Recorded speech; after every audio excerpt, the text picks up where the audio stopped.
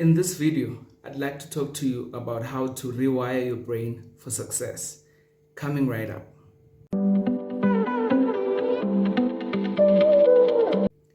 What is up, everyone? Welcome back to my channel. My name is KG and I'm back with another video. So how do you rewire your brain for success? Well, think of your brain and your mind as computer hardware or software. We all have our own default settings, as it relates to a particular situation, a particular topic, a particular concept. And we always gravitate towards our default wiring whenever we are faced with that particular situation or topic. Before we unpack this further, let me first read you a textbook definition of what default settings are. Then, just to give you a bit of context, then we can then delve into the nitty-gritties of what I'm trying to communicate. So, according to Wikipedia, a default in computer science refers to the pre-existing value of a user configurable setting that is assigned to a software application, computer program, or device. Such settings are also called presets or factory presets, especially for electronic devices. I do not have a teleprompter, so I had to look away as I read that. Hopefully you do not mind. So if your brain and your mind works or functions pretty much like a computer, it also implies that everything that we are, everything that we do, all our behaviors basically stem from our unique configuration. For example, if you buy a brand new computer, that system will not be able to perform anything outside of the installed programs or software. So if our minds work like that, then it means you can't do anything unless it is installed into your neural system or neurological system. The reason why different individuals act differently in the same situation is because all those people have different configurations in terms of their mind. There's certain things that they adopted in their lives or growing up or even in adulthood that formed part of their unique programming. I think it's very important to also stress that the human brain is a very programmable tool, and if it can be programmed, it can also be reprogrammed or unprogrammed, if there's such a word. But we'll get to that later. But what I'm trying to say is, the mind is a creature of habit. Everything that you are, every common behavior in your life or in you comes from your unique configuration. And our configurations come from experiences. They come from hardships. They come from certain memories that we had. Maybe something happened to you in your childhood, and that became a unique wiring, as it relates to that particular thing. Maybe you grew up in a household where your father was abusive towards your mother and you, and that became a unique wiring in your brain where you saw all fathers to be abusers, for an example, just to use an extreme example.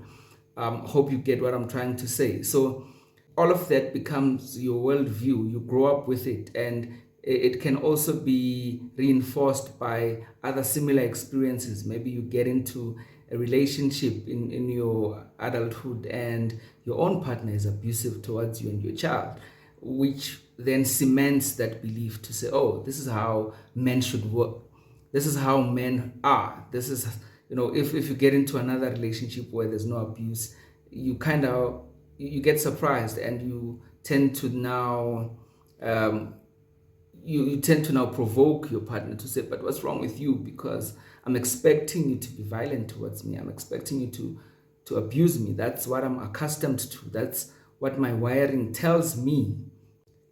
So from our unique experiences, we then formulate a mindset, we formulate a worldview, we formulate belief systems, which becomes our unique way of seeing the world, our unique way of interpreting the world around us. It becomes our unique way of reacting to certain situations. That is why, people are so different. Not only because genetically we are obviously different, but also because we have unique programmings in our minds based on our unique experiences. If you grew up in a different family or in a different country, you'll find that your mindset would be different from what it is right now, which goes to prove that we are products of our experiences and how we interpret those experiences, and what kind of belief systems we then build out of those experiences. That is one of the main things that make us unique as individuals. So what then ultimately happens is that your belief systems, your worldviews, then become your default settings, where whenever you come across certain situations or ideas, you then react automatically the same way without even thinking about it. And one thing about default settings, if you think about them in the context of a computer program, let's say you are using Microsoft Word, which has certain default settings. Maybe the font or the size of the font is programmed to be a particular size and font. Even if you can change the setting while editing a document, when you close the application and open it again, it will go back to the default settings, because it is the default settings that basically hold the first instruction. It is the default setting that determines what automatically needs to happen when you open that document. So until you change the default setting, you always get Calibri, for instance, or Times New Roman, depending on whatever default setting you've put in place there for that particular application. So if you now take that and apply it in the context of our psyches, it means that if there's a particular default setting that you've adopted, often unconsciously, then you will always go back to the default whenever you are presented with a certain situation. If we can revisit the example of an abusive father, if you take that as your default setting, and it means that whenever you come across such situations, that's what you will expect. And if there's any reactions that you also link to that, you will also react in that same way until you change your default settings. Then you will always get the same results. You will always act the same way in certain situations. Another important thing to highlight as it relates to default settings is the fact that they can either be good or bad. So in the context of your life, you may have adopted certain default settings that are not serving you, but at the same time, maybe there's certain default settings that are empowering.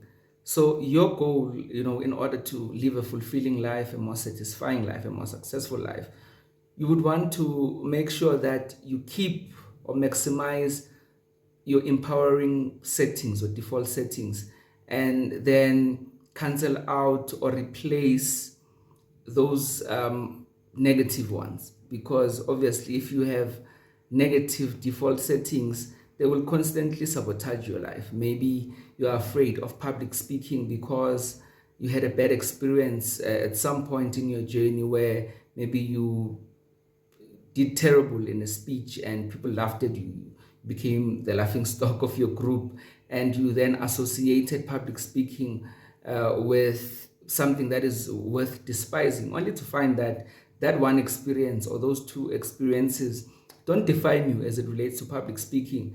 All you need to do is to change that, change your default settings and see those experiences as learning opportunities so that you can become a better speaker, not as defining moments in your life from which you then formulated your default settings. So as much as it may seem like certain people are set in their ways, the good news is that our brains are reprogrammable. As much as they are programmable, they are also reprogrammable. And, we have the ability to rewire our brains. as soon as we decide to do so. It's as simple as that. Some of our self-imposed limitations are perpetuated by certain expressions that we use on a daily basis. For instance, expressions like "you can't teach an old dog new tricks." Subconsciously, that is a very limiting statement, because if you believe that, then it means you will not make an effort in learning new skills. You will not make an effort in improving yourself in terms of getting rid of some of those limiting beliefs, so that you can release the best version of yourself, because that's what limiting beliefs do. They keep us entrapped. We constantly live beneath our purpose, or we constantly live beneath our potential because of certain defaults that we accepted as final, and only to find that we can actually break out of them as soon as we choose to do so. Neuroplasticity is a neurological concept which relates to our brain's ability to reorganize itself, to sort of rewire itself based on new habits, new ideas, new thoughts. So the brain is very elastic, if I should put it like that.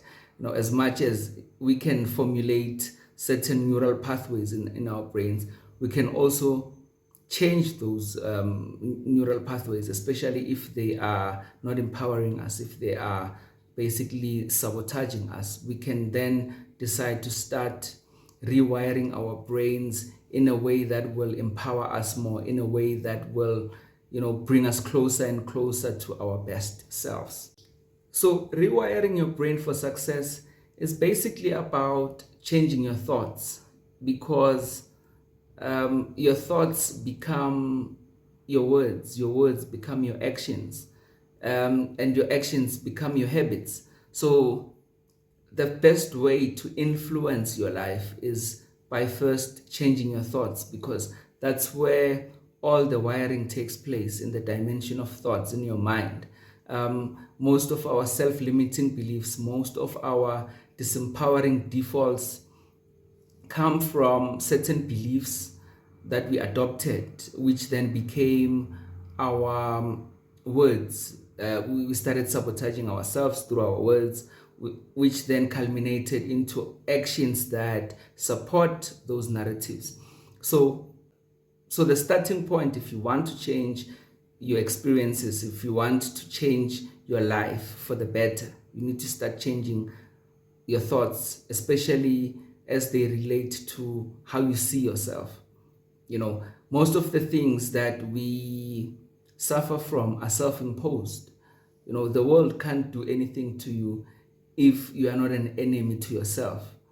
The world can only harm you if there's already conflict within yourself. So start changing how you see yourself. Start thinking empowering thoughts about yourself. Start believing in yourself. Start believing in your gifts. Start believing in your ability to learn, your ability to add value to your world or to the people around you. So how do our brains form default settings? There's something called neural pathways, which are like connections in our brains, and how those connections are made is through repetition. For instance, if you are learning a new skill, like driving, for example, if it's a non-existent connection or pathway in your brain, then you will obviously struggle in the beginning. And the more you practice, the better you become. And the more you do it, obviously, consistently, that's when those neural pathways, as it relates to driving, become solid in your brain. That process is called neural firing, which means that it's association basically in your brain, where whenever you see a steering wheel, you know exactly what you need to do with that. When you see the gears of a car, you know what to associate those with. So the best way to rewire your brain is repetition. If you want to learn a new skill, you need to practice. If you want to change your thoughts, you need to practice thinking different thoughts, more empowering thoughts, because for you to be negative, it comes from years of programming, maybe because of certain lies that you were told about yourself that you believed. Then you formed negative neural pathways in your mind. But like I said, your brain is reprogrammable, so you can undo that. How do you do that? You then start thinking more empowering thoughts on a daily basis. It took a while for you to formulate a negative belief system about yourself. So it's going to take a bit of time, a bit of work for you to undo that. So you need to meditate on empowering words about yourself. You need to start focusing on what's right in your life instead of focusing on what's wrong. You need to start training yourself to learn from every situation instead of seeing your life as a curse or a string of bad events. So you need to start changing that consciously. That's how you slowly then start reprogramming your brain for success. So when brain cells communicate frequently, then the link between them becomes more faster. That's when you see instant, manifestation when it comes to certain things, because you've mastered that particular neural pathway. So in order for you to get to a point where your thoughts become a reality quicker, you obviously need to put in that work where you focus on what you want instead of what you do not want. You look at the silver lining of every cloud, which will then obviously serve you because you are being grateful for what you have. You are obeying a universal principle that says, if you are grateful, then you'll be given more.